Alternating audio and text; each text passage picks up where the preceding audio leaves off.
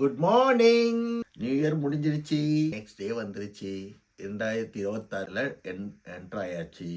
எல்லாரும் நல்லா இருங்க, ஹாப்பியா இருங்க.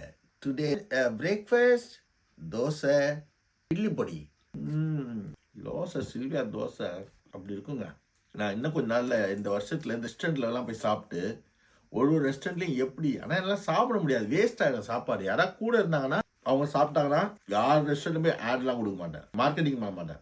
ஆனால் என்னன்னா கஷ்டப்பட்டு செய்வாங்க. அவங்க பொய்யா ஏதாவது அவங்க உண்மையை சொல்லிட்டேன்னு வச்சிங்கன்னா அவங்க ரெஸ்டாரண்ட்டுக்கு ஆள் வரலன்னா அது நமக்கு பாவமாக போயிடும். அதனால தான் நான் பண்ணல. ரொம்ப வருஷமா நான் எல்லாமே சொல்லுவாங்க பண்ணுங்க. என் ஃப்ரெண்ட் தான் சொல்லுவாங்க, நீங்கள் நல்ல கிரிட்டிக்கு, உங்களுக்கு சமையல் தெரியும், தெரியாதவங்களாம் என்ன பொய் சொல்கிறாங்க. இந்த ப்ரொஃபஷனில் இருந்தீங்கன்னு அது எனக்கு பாவமாக தோணுச்சு. அதெல்லாம் பண்ணல. ஏன்னா எப்பயோ எத்தனையோ வருஷம் முன்னாடியே பண்ணியிருப்பேன். ஏன்னா அடிக்கடி போய் லண்டனில் இருக்கும்போது அடிக்கடி போய் ரெஸ்டாரண்ட் போய் சாப்பிடுவோம். டர்க்கி ரெஸ்டாரண்ட்ல சாப்பிடுங்க, நல்லா இருக்கும். அதுவும் பர்டிகுலர் லண்டன்ல இருக்கீங்கன்னா என்ஃபீல்டு ஏரியாவில், எட்மண்டன் என்ஃபீல்டு ஏரியாலாம் நிறைய டர்க்கி ரெஸ்டாரண்ட் இருக்கும்.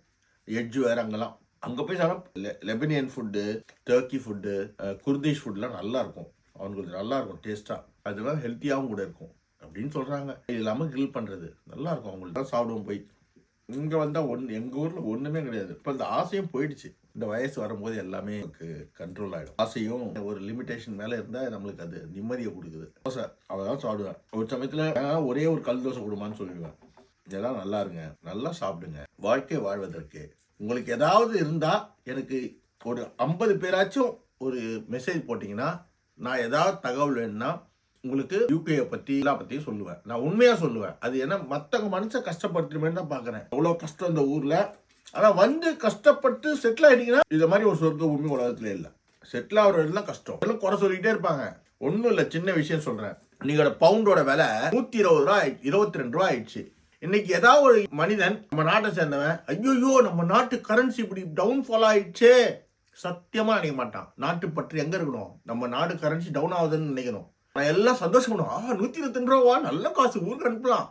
நம்ம புத்தி கேடுகட்ட புத்தி. ஆனா பேசுறது தேசப்பற்று, நாட்டுப்பற்று ஒரு கர்மம் கிடையாது. கரன்சி காலி ஆகணும், நம்ம ஊருக்கு அனுப்பணும், பெரிய காசு ஆகும். இவ்வளவுதான் சிந்தனை நம்ம மக்களுக்கு. எனக்கு அப்படி கிடையாது.